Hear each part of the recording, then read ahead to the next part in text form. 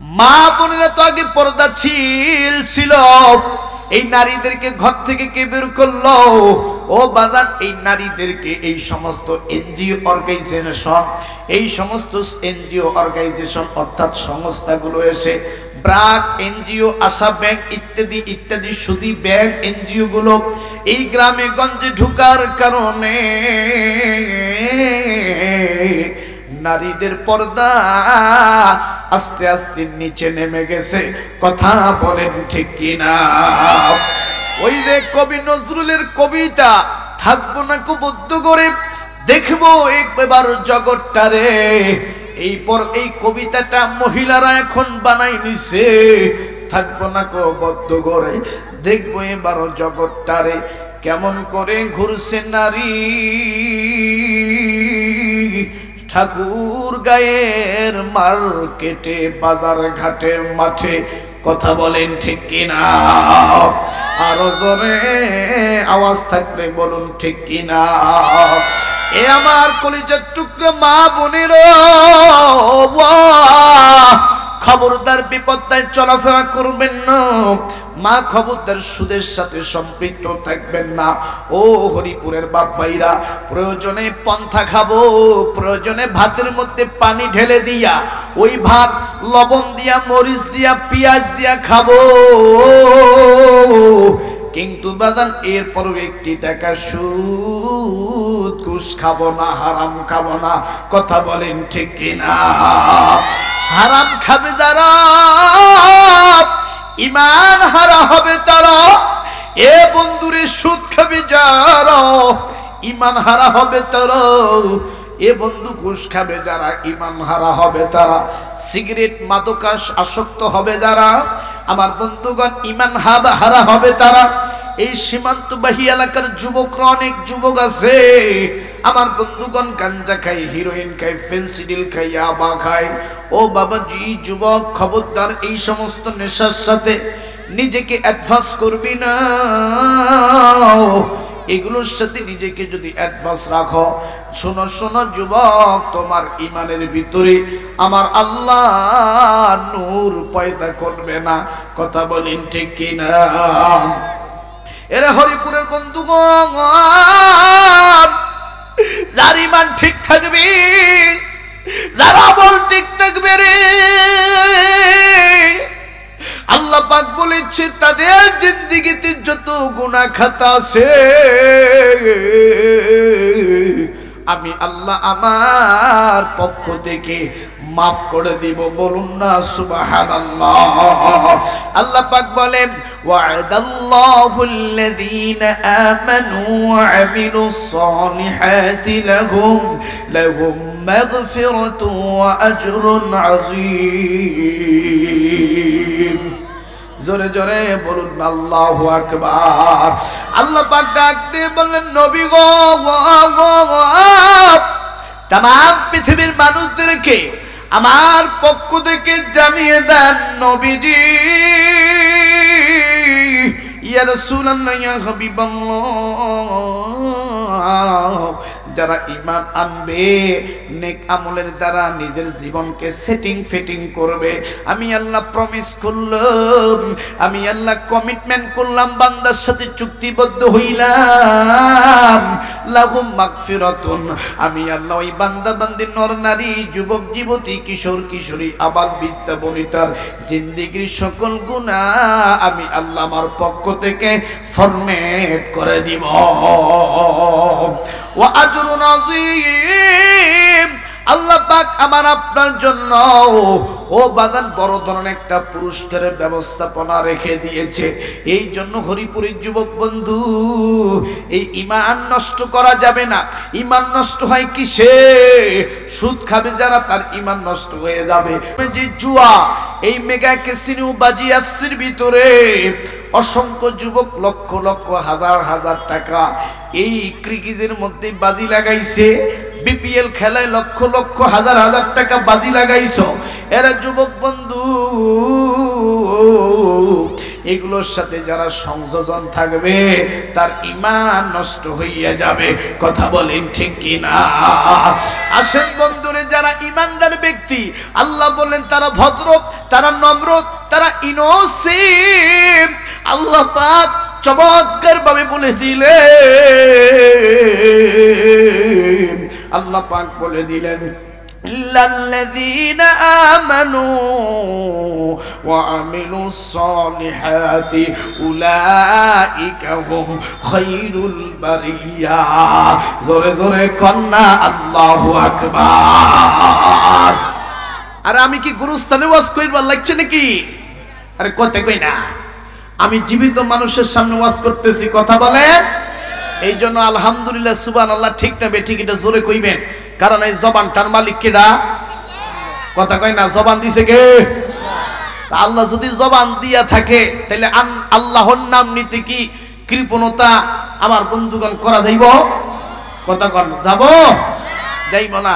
এই জন্য আমি যুবকদেরকে আরেকটা আওয়াজ দেখতে চাই। দেখি আজকের এই ময়দানে কে কতটুকু আওয়াজে পরীক্ষায় উত্তীর্ণ হইতে পারো।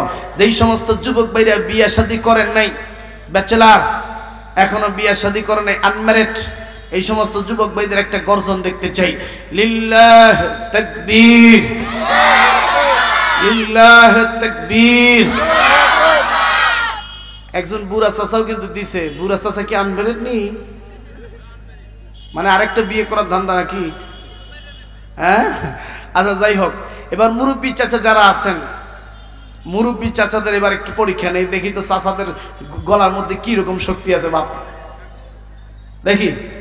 লিল্লাহ তাকবীর। না না, মুরব্বীদের আওয়াজ হচ্ছে না। পান খায়া গলার মধ্যে মনে হয় ভেজাল পেকে গেছে। গলাটা ক্লিয়ার করেন। বুড়া চাচারা গলা ক্লিয়ার করেন তো বাপ। গলা ক্লিয়ার হয়েছে? এবার মুরব্বীর একটা তাকবীর দেন, দেখি কেমন আওয়াজ হয়। লিল্লাহ তাকবীর, লিল্লাহ তাকবীর। আল কোরআনের আলো, কোরআন সুন্নাত যেখানে, বন্ড পীর যেখানে, কাদিয়ানীরা যেখানে, আমরা আছি সেখানে। মানে ও ছোট মানুষ বুঝে নাই, অবুঝ অবুঝ, ঠিক না? আমার ভাইরা এই শোনা, মানে বসো বসো, দাঁড়ায় থাকো না, বসো। এই মাঝখানটা কতটা ফাঁকা দেখছো না যুবকরা? মাঝখানটা একটু পূরণ করবেন, কারণ নাহলে শয়তান এসে বসে যাবে। কথা বলেন ঠিক কিনা? আরো জোরে বলে। আসেন বন্ধুগণ আমার ভাইরা, কোন দিকে নজর নেই। এরা হরিপুরের বাবাজি আজকে আপনাদের সামনে এসেছেন দ্বিতীয় আব্দুল খালেক শরীয়তপুরী। আব্দুল খালেক শরীয়তপুরীর কণ্ঠে অনেক ওয়াজ শুনেছেন, আজকে আমার কণ্ঠে একটা ওয়াজ শুনে দিয়ে যাই। আমার বন্ধুগণ আসেন বাবাজিরা, আমার ভাইরা, ঈমান কেমন মজবুত ছিলেন একজন সাহাবীর, যার নাম হলো হযরতে খাব্বাব রাদিয়াল্লাহু তাআলা আনহু। আল্লাহর নবীর সাহাবী হযরতে ওমর রাদিয়াল্লাহু তাআলা আনহু এইরকম একটা সমাবেশ ডাকলেন। ও বাজানো, এই সমাবেশের ভিতরে অনেক সাহাবী বসা, হযরতে খাব্বাব বসা, অনেক উপযুক্ত উপযুক্ত সাহাবীরা বসা। আল্লাহর নবীর সাহাবী হযরতে ওমর রাদিয়াল্লাহু তাআলা আনহু ডাক দিয়ে বললেন, ও আল্লাহর নবীর সাহাবীরা রে,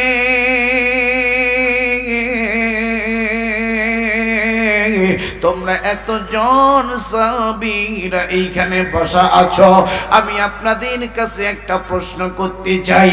আমার বন্ধুগণ অনেক সাহাবীরা ডাক দিয়ে বললেন, হযরতে ওমর বলেন বলেন আপনি কি প্রশ্ন করতে চান? হোয়াট ইজ দা কজ, কারণটা কি? এবার আল্লাহর নবীর সাহাবী হযরতে ওমর ডাক দিয়ে বললেন, সাহাবীরা রে, তোমাদের মধ্যে এমন একজন সাহাবী আমি দেখতে চাই, যেই সাহাবীটা আমার বন্ধুগণ ইমানের জন্য, ইসলামের জন্য সবথেকে কঠিনতম পরীক্ষায় সাকসেস হয়েছেন। এইরকম একজন সাহাবীর সাথে আমি কথোপকথন বলতে চাই। আমার বন্ধুগণ, কোন সাহাবী কথা বলতে চায় না, এমন সময় দেখে হযরতে খাব্বাব রাদিয়াল্লাহু তাআলা আনহু চোখে দুইটা পানি ছেড়ে দিয়া গুনগুন গুনগুন গুনগুন গুনগুন গুনগুন করে কান্নাকাটি করতেছে। আল্লাহর নবীর সাহাবী হযরতে ওমর রাদিয়াল্লাহু তাআলা আনহু ডাক দিয়ে বললেন, ভাই খাব্বাব রে,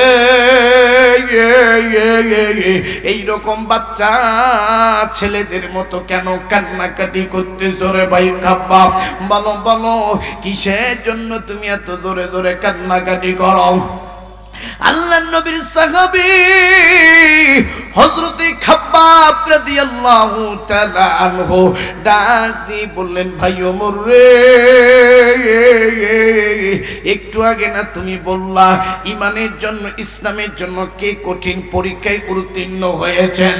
ও ভাই ওমর, আমার জীবনের একটা হিস্ট্রি মনে পড়ে গেল, ওল্ড হিস্ট্রি। আমার জীবনে ইমান আনতে গিয়ে একটা হিস্ট্রি, একটা ইতিহাসের কথা মনে পড়ে গেছে, এই জন্য আমি বাচ্চাদের মতো কান্নাকাটি করতেছি। আল্লাহর নবীর সাহাবী হযরতে ওমর রাদিয়াল্লাহু তাআলা আনহু ডাক দিয়ে বললেন, ভাই খাব্বাব রে,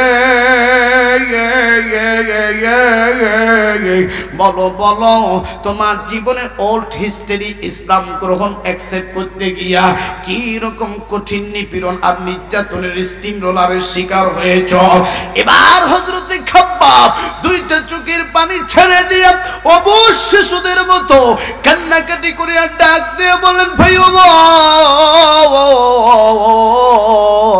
আমি যখন উমাইয়ার চাকর ছিলাম, আমি যখন উমাইয়ার বাড়িতে কাজকর্মে, তার বাড়িতে খেদমতে নিয়োজক ছিলাম, ভাই ওমর রে, আমি আব্দুল্লাহর ছেলে মুহাম্মদের হাতে হাত রেখে আমি কালেমা পড়ে মুসলমান হয়ে গেছি। আওয়াজ থাকলে জোরে জোরে বলুন না সুবহানাল্লাহ। এবার আল্লাহর নবীর সাহাবী হযরতে ওমর ডাক দিয়ে বলেন, ভাই খাব্বাব বলো বলো, কি হয়েছে তোমার জীবনের হিস্ট্রির ভিতরে?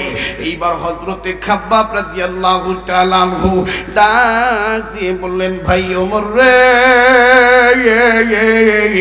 আমি যখন কালেমা পড়ে মুসলমান হয়ে গেছি, আমি যখন কালেমা পড়ে তাওহীদের কালেমা পড়ে আমার দিলটাকে আমি পরিচ্ছন্ন, পরিষ্কার, আবর্জনা মুক্ত করে ফেলেছি। ইন দ্য মিড টাইমে কেউ একজন উমাইয়ার কানে গিয়ে আমার কালেমা পড়নেওয়ালা, আমার মুসলমান হওয়ার কথাটা উমাইয়ার কানের মধ্যে কে যেন পৌঁছাই দিয়েছে। এইবার উমাইয়ার রূপ সঙ্গে সঙ্গে আন্ডারওয়ার্ল্ডের টেররিস্টের মতো হয়ে গেছে। উমাইয়ার রূপ পরিবর্তন করি সৈন্যদেরকে মেসেজ ড্রপ করে ডাক দিয়ে কয়, এরা সৈন্যবাহিনীর যা যা খাব্বাবকে গ্রেফতার করো। আমার বন্ধুগণ, এইবার হযরতে খাব্বাব রাদিয়াল্লাহু তাআলা আনহু ডাক দিয়ে বললেন, ভাই ওমর রে, আমাকে যখন গ্রেফতার করে ফেললো, গ্রেফতার করার পর আমাকে তারা উল্লেখ করে বলতেছে, আরে খাব্বাব, এখনো সময় আছে, মুহাম্মদের কালেমাটাকে ইগনোর করো, মুহাম্মদের কালেমাটাকে বহুত্রীর ভিতরে ছেড়ে দাও। আমার বন্ধুগণ,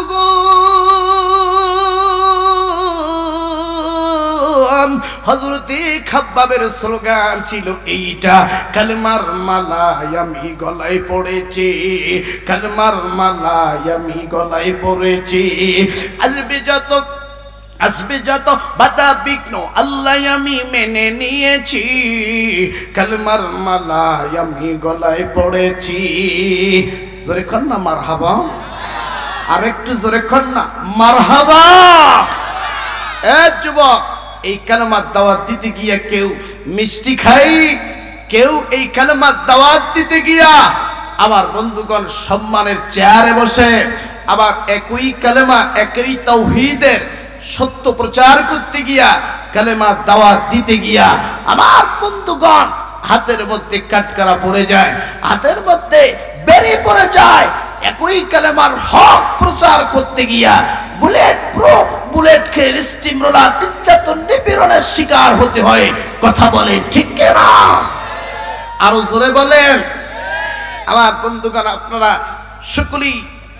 সকলেই অবগত আছেন, এই যে দেশ স্বাধীনের পূর্বে আমাদের দেশ বরণ্য শ্রেষ্ঠ আলেমদেরকে তারা বন্দী করে রেখেছিল। যেমন আল্লামা মামুনুল হক হাফিজাহুল্লাহ হুজুরকে, মুফতি জসিমউদ্দিন হুজুরকে, তারপরে মুফতি আমির হামজা ভাইকে, মাওলানা রফিকুল ইসলাম মাদানী হুজুরকে আমার ভাইরা দেশ ছাড়া করেছিলেন। ডক্টর মিজানুর রহমান আজারি হুজুরকে তারা মনে করেছিল এদেশটা আমার বাপ দাদাদের দেশ, এদেশটা আমরা 41 শ্বাস পর্যন্ত শোষণ করব। কিন্তু বাদান বিশ্বাস করেন যারা বলেছিল 41 সাল পর্যন্ত এই বাংলার ভূখণ্ডে আমরা রাজত্ব করব, আমরা এই বাংলার জমিনকে শাসন করব, ঠিকই 41 সাল পর্যন্ত থাকবে, কিন্তু বাংলার জমিন নয়, দিল্লিতে। আরে কথা কয় না, আরে কথা বলেন ঠিক কি না? যাদেরকে জেলখানায় বন্দি করে রেখেছিল তাদের কি সম্মান কমছে নাকি বাড়ছে? কথা বলে, কমছে না বাড়ছে? এ ভাই, আলেমদের শত্রু কিন্তু সাধারণ আম পাবলিক না, ওলামাদের শত্রু কিন্তু সাধারণ আম পাবলিক না, ইঞ্জিনিয়ার না, পাইলট না, শিক্ষিত কমার্শিয়াল ব্যক্তিত্ব না, ওলামাদের শত্রু কিন্তু ওলামারাই। কথা কয় না কেন? আচ্ছা, রিস্কাওয়ালার শত্রু কি পানের দোকানদার না রিস্কাওয়ালা? সিএনজি ওয়ালার শত্রু কিন্তু সিএনজি ওয়ালা। কথা বলে, যারা গরুর ডাক্তার, হ্যাঁ এই এলাকা ঢুকছে রে, আমি যদি আগে ঢুকতাম তাহলে 2-3টা গরু সুই দিতে পারতাম। তাহলে এই যে গরুর ডাক্তারের শত্রু, মৌলবীর শত্রু। কথা বলে, এই যে এক শ্রেণীর এই যুবক মোবাইল কম টিপ, এই মৌলবীর আর ভাবি না, পাগলা মৌলবী কিন্তু ডিজিটাল বক্তা। তো আমার ভাইরা, তো এক মৌলবী বলছে যে মিজানুর রহমান আজারি হুজুরের যদি কেউ মাথাটা এনে দিতে পারে 10 লক্ষ টাকা পুরস্কার দিব। নাউজুবিল্লাহ। তো এই কথাটা যেই মৌলবী কইলো, এ তো আম পাবলিক না, এত একজন মৌলবী। কথা বলেন ঠিক কিনা? আমার বন্ধুগণ, আলেমদের শত্রু আলেম ভাই। এজন্য কে কওমি, কে আলিয়া, কে খারজি, কে দেওয়ানবাগি, কে সুন্নি, কে ফুরফুরা, বর্তমানে এগুলো থিঙ্ক করার সময় নাই, এগুলো আমার বন্ধুগণ মত পার্থক্য করার সময় নাই। এখন সময় এসেছে এক প্ল্যাটফর্মে আসতে হবে, এক প্ল্যাটফর্মে দাঁড়াতে হবে। কথা বলেন ঠিক কিনা? আরো জোরে বলেন, জোরে বলেন। আমার ভাইরা, যেই ডক্টর মিজানুর রহমান আজারি হুজুর, আমার বন্ধুগণ মালয়েশিয়ায় তাকে পাঠানো হয়েছিল। আজকে গতকাল আমাদের রংপুর বিভাগের বৃহত্তম আমার বন্ধুগণ লালমনিরহাটে তিনি প্রোগ্রাম করেছিলেন। হায় হায়, লোকে লোকারণ্য, এত পরিমাণ ভিউজ পরিমাণ লোক হয়েছে, এত লোক এবং এত পরিমাণ আমার ভাইরা লোকের গ্যাদারিং হয়েছে। এটা দেখে মিডিয়ারা পর্যন্ত, রাজনৈতিক দলগুলো পর্যন্ত কলিজা কেঁপে গেছে যে আসলে এদেশে এখনো ইসলাম প্রেমিক, কোরআন প্রেমিকরা ঠিকই আছে। কথা বলেন ঠিক কিনা? আরো জোরে বলেন। এটা 96% মুসলমানের বাংলাদেশ। এই বাংলাদেশ টেকনাফ থেকে তেতুলিয়া, রূপসা থেকে পাথুরিয়া। আমাদের ঘুমটা ভেঙে যায় আজানের সুরে, আমরা ঘুমাতে যাই আজান শুনে। এদেশে আর কিছু থাক বা না থাক, এদেশে ইসলাম নামক সম্পদ কিয়ামত পর্যন্ত টিকে থাকবে। কোন রাজনৈতিক দল ইসলামকে বিরক্ত করতে পারবে না। কথা বলেন ঠিক কিনা? আরো জোরে বলে। এই জন্য এ দেশটা বুবু চালিয়েছে, দাদা চালিয়েছে, অনেকেই অনেক রকম ভাবে তালবাহানা করে এই দেশটাকে চালিয়েছে। কথা বলেন ঠিক কিনা? আগামীতে এদেশ চলবে, এদেশ চালাবে, কিন্তু আমরা আর যাই হোক কোন নারী শাসক দেখতে চাই না। এতে কারা কারা একমত? দুটি হাত উঁচু করে দেখাও। কোন নারী শাসক আরো জোরে কর চাই না। কথা বলেন ঠিক কিনা? আমরা এমন একজন শাসক চাই, এই শাসকটা যেন পুরুষ হয়। কথা বলেন ঠিক কিনা? শুধু পুরুষ হইলে হবে না, শুধু পুরুষ হইলে হবে না, সেই পুরুষটা যেন প্রতি শুক্রবারে ঈদের দিনে বাইতুল মুকাররম মসজিদে খুতবা দিতে পারে। কথা বলেন ঠিক কিনা? এবং ন্যাশনাল মস্কিউ বাংলাদেশের বাইতুল মুকাররম থেকে সিদ্ধান্ত আসবে এ বাংলার জমিন কিভাবে চলবে। কথা বলেন ঠিক কিনা? আরো জোরে বলে।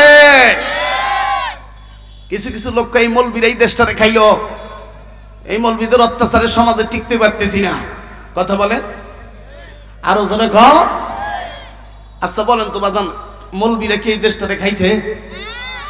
হ্যাঁ, আমরা মৌলবী ভাত খাই, রুটি খাই, চা খাই, বিস্কিট খাই, কিন্তু দেশটা তো খাই নাই রে বাপ। তোরাই তো দেশটারে খাইলি, আমাদের নাম ভাঙাও কেন? কথা বলে ঠিক কিনা? আর আমরা পাবলিক, আমরা ঠাকুরগার পাবলিক হইল ফুটবল। কি বাপ? আরে কথা বলে না। মনে করেন আর্জেন্টিনা আর ব্রাজিল খেলা হচ্ছে, তা খেলাটা কি দিয়ে হয়? ফুটবল দিয়ে হয় না? তো এই ফুটবল দিয়ে কিন্তু খেলা হয়, কিন্তু ফুটবলটা কি সবাই চুমা খায় না শটায়? হ্যাঁ, সবাই কিন্তু লাথি মারে, ঠিক না? এই বললে যখন এই দলও লাথি মারে, ওই দলও লাথি মারে, লাথি দিতে দিতে যখন 2-4টা গোল হয়ে যায়, তখন একজন স্বর্ণের কাপ নিয়ে হাসে, কিন্তু বলটাতে ওরা জিতাইলো, এই বলের খবর আর রাখে না। তো আমরা এই বাংলাদেশের সাধারণ মানুষ হইলাম ফুটবল, রাজনৈতিক দলরা আমাদের খালি শটায়, আমাদের লাথি দেয়, ওরা গোল দেয় ঠিক, উইন হয় ঠিক, জিতে যায় ঠিক, পরে আর আমাদের খবর রাখে না। কথা বলেন ঠিক কিনা? মাইক পেলে দেখবেন গরম গরম কি সুন্দর মিষ্টি মিষ্টি কথা। আমি আপনাদেরকে প্রমিস করতেছি, আমি স্কুল করে দিব, আমি মসজিদ করে দিব, আমি মন্দির করে দিব, আমি রাস্তা ক্লিয়ার করে দিব। অথচ ভোটের পরে দেখবেন টর্চ লাইট দেওয়ার খুঁজে পাওয়া যায় না। কথা বলেন ঠিক কিনা? এলাকার মেম্বারের হাঁটনে জুতার সনসনি আর ফনফনিতে ঘুম পাড়া যায় না। কথা বলেন ঠিক কিনা? আরো জোরে বলেন ঠিক কিনা? এই জন্য বাপ, খালি নামাজ রোজা হজ যাকাতের মধ্যে যে ইমানটা সীমাবদ্ধ না, এই যে ভোট দিবেন এটাও কিন্তু ইমান। কথা বলেন ঠিক কিনা? আরো জোরে বলেন। এতদিন এই যে আমার মুরব্বি চাচা আছে, ওনার বাপও ভোট দিছিল, এতদিন ওনার দাদাও ভোট দিছিল। আমরা আর মরা মাইসে ভোট চাই না ভাই, আমরা আর মরা মাইসে ভোট দিয়ে জিতি চাই না, আমরা এখন জীবিত মানুষের ভোট চাই। কথা বলেন ঠিক কিনা? আরো জোরে বলেন। আমার বন্ধুকে, আমার সময়